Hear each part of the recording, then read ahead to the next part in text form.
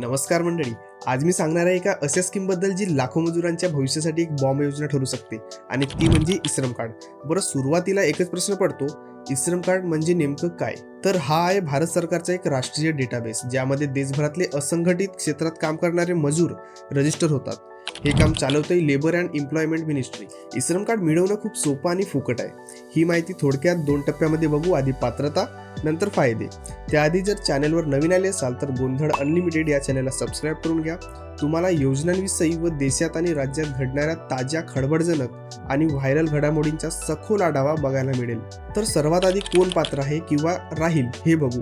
कोणीही भारतीय नागरिक ज्यांचं वय 16 ते 59 वर्षादरम्यान आहे आणि जो असंघटित क्षेत्रात काम करतो, म्हणजे वेल्डर, प्लंबर, फेरीवाला, भाजीवाला, मजूर, शिंपी, हमाल, काम करणारे, फोटोग्राफर, ड्रायव्हर इत्यादी खूप सारे येतात. पण लक्षात ठेवा, जर तुमचं PF किंवा ESIC मध्ये योगदान असेल तर तुम्ही पात्र नाही. आता 2025 मध्ये काय फायदे असणार आहेत ते बघू.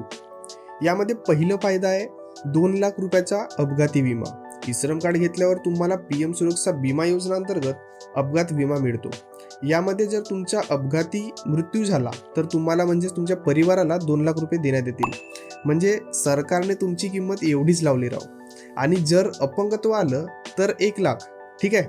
दुसरा फायदा असा की शासकीय योजनांचा तुम्हाला थेट लाभ मिळणार आहे.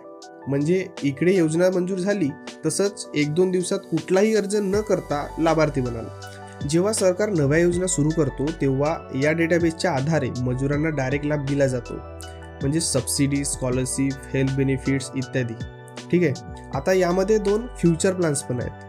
त्यामध्ये पेन्शन स्कीम असणार आहे. याच डेटाबेसवरून मजुरांसाठी एकत्र पेन्शन स्कीम किंवा म्हातारपणी मिळणाऱ्या सुविधांची योजना चालू करणार आहेत. आणि दुसरं आपत्तीमधून संरक्षण. जसं कोविडसारख्या काळात अनेक मजुरांना मदत पोहोचवणं कठीण झालं होतं. पण एकदा डेटाबेस तयार झाला की सरकार गरजूंना जलद मदत करू शकेल. तर हे होते ई-श्रम कार्डचे फायदे. जर तुम्हाला याचे रजिस्ट्रेशन करायचे असेल त्यासाठी आधार कार्ड, मोबाईल नंबर ज्यावर OTP येईल आणि बँक डिटेल्स, तेही IFSC कोड सहित. एक छोटंसं काम करायचं आहे, फक्त isram.gov.in वर व्हिजिट करून त्याचा फॉर्म भरायचा आहे किंवा जवळच्या CSC सेंटरवर जाऊन फ्री रजिस्ट्रेशन करता येतं. ई-श्रम कार्ड म्हणजे केवळ कार्ड नाही, तो तुमचा आहे भविष्याचा पासपोर्ट.